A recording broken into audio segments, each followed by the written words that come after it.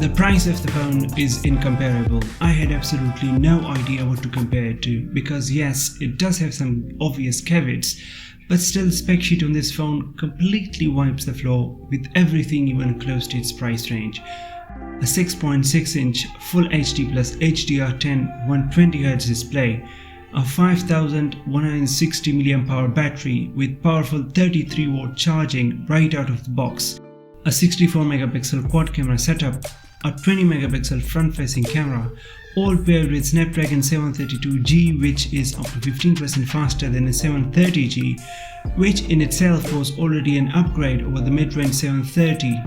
It's got 6 gigs of RAM, it's got a dual speaker setup, which are actually very capable dual speaker setup, using the normal bottom firing one, but also the earpiece speaker, which actually comes out through the second port above the phone. It's got a headphone jack, it's got a status LED, it's even IP53 splash proof. Tell me that doesn't completely destroy your existing perception of value. For some perspective, you can buy a 2020 Samsung Galaxy A21s, and when compared side by side, it feels a bit like playground bullying, like we have two phones from a different decade, let alone a year. Oh, and if you're enjoying this video, please hit the subscribe button. It would be awesome. It's built well. I mean, the back is plastic as you would expect, and they haven't really just put any cheap one there. It's an aluminum alloy frame. It has Gorilla Glass 5 on the front, and I would say I'm kind of liking this racing strip you have got going down the middle.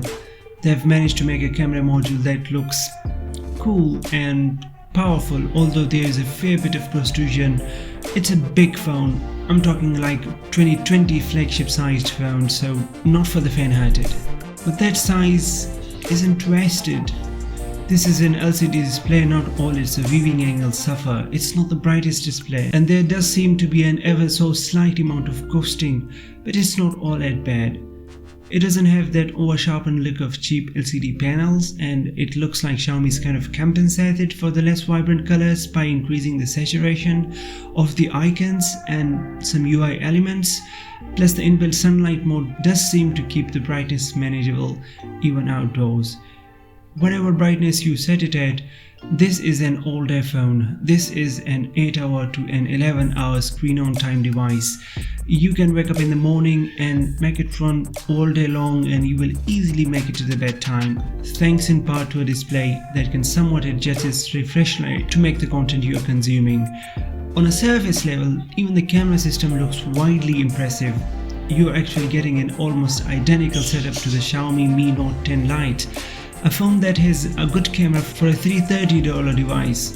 Annoyingly, two of these four cameras, the 2-megapixel macro and the 2-megapixel depth cameras, they're practically space fillers, but the main camera and the ultra-wide are capable. I've taken a fair few photos with both, and I would go as far as to say detail is good and dynamic range is very good. Even the front-facing camera produces sharp photos in favorable lighting, but also up against the harsh backlighting. And there's honestly a tons of camera features here, like potentially more than I have ever seen on any phone ever. Plenty of interesting filters, some great like gold vibes and other not so good. There's a front and back mode which lets you take video on the front and the back.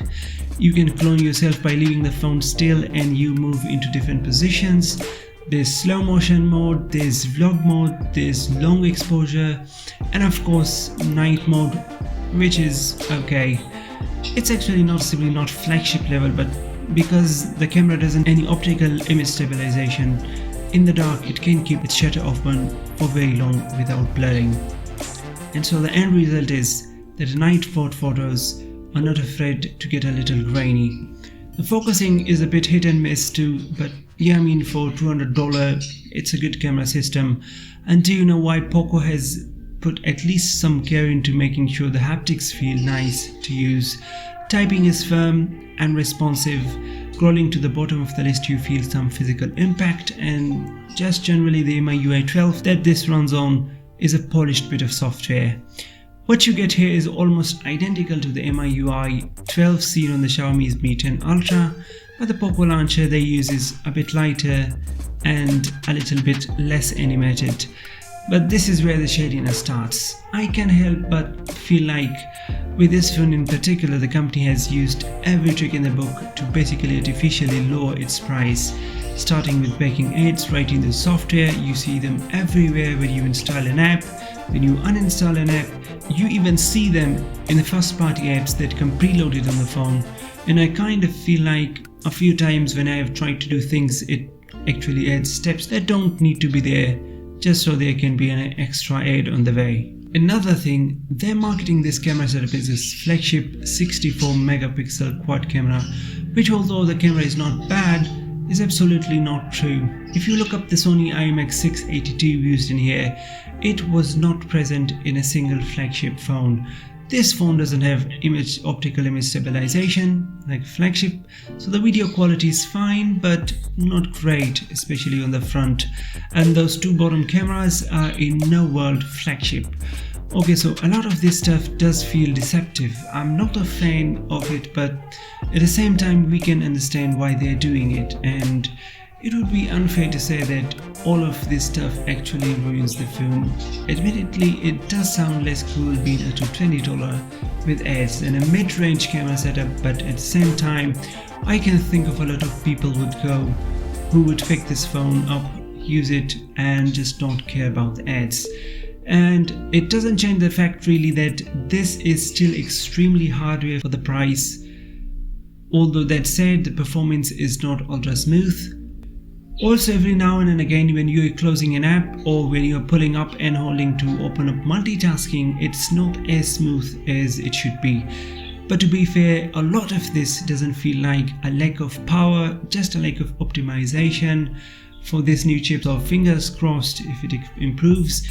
And gaming is good. The upper mid-range chipset delivers an upper mid-range gaming experience. Okay, so when you break it all down, the POCO X3 NFC is not the miracle that it first might seem. You can gradually see how they have managed to bit by bit to make decisions that allow for this $220 price tag.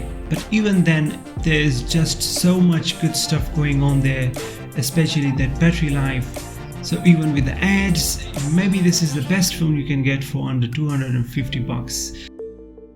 That's from my side. Thanks for watching. See you in the next one.